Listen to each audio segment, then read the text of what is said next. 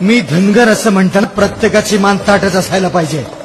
अरे कोण आहोत आपण, आपला इतिहास नेमका काय हे अजिबात विसरता कामा नये. अखंड भारत भूमीचा पहिला बहुजन राजा चंद्रगुप्त मौर्य जो मेंढपाळ होता त्याचे वंशज आहोत आपण. चंद्रगुप्त मौर्याचा नातू सर्वश्रेष्ठ सम्राट अशोक त्याचे वंशज आहोत आपण, ज्याचं राज्य अर्ध्या आशिया खंडावरती होतं. मराठ्यांच्या सैन्यामध्ये असून सुद्धा अटके पार झेंडा फडकवणाऱ्या सरदार मल्हारराव होळकरांचे वंशज आहोत आपण. भारतात एकदाही पराभूत न झालेला राजा महाराजा यशवंतराव होळकर यांचे वंशज आहोत आपण. सर्वात प्रथम जातीय प्रथेला विरोध करणारा राजा महाराजा तुकोजी होळकरांचे वंशज आहोत आपण. भारतीय भूमीला ब्राह्मण समाजातून मुक्त करणं हीच माझी शेवटची इच्छा असं सांगत हसत हसत फासावरती जाणारे संगोली रायण्णाचे वंशज आहोत आपण.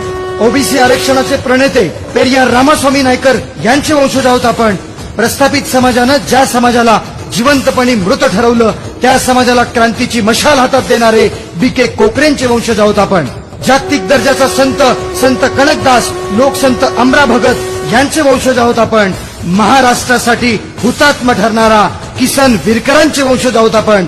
हा झाला इतिहास. मात्र आज आपण कसं जगायला पाहिजे, कुणासारखं जगायला पाहिजे, तर माझ्या रानकवी नादो महानोरांसारखं जगायला पाहिजे, साहित्यिक जे.पी. बघेलांसारखं जगायला पाहिजे, भारतातल्या पहिल्या 5 इंग्रजी लेखकांमध्ये असणाऱ्या डॉक्टर शेंबडे ऍडव्होकेट अण्णाराव पाटलांसारखं, आया बहिणींच्या रक्षणार्थ पेटून उठणाऱ्या धगधगता निखार असणाऱ्या धनगरांचा वाघ समजल्या जाणाऱ्या बापू बिरू वाटेगावकरांसारखं जगलं पाहिजे.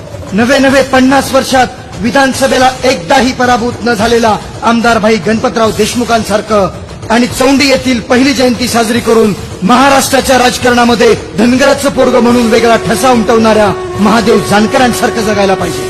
आणि सर्वात महत्वाचं म्हणजे त्यागालाही लाज वाटावी इतकं महान त्याग.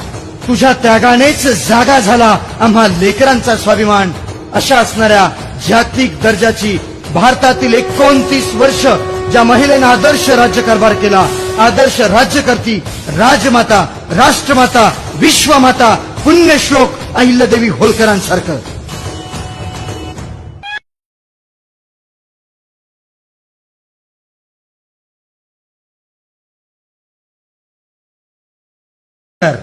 मी धनगर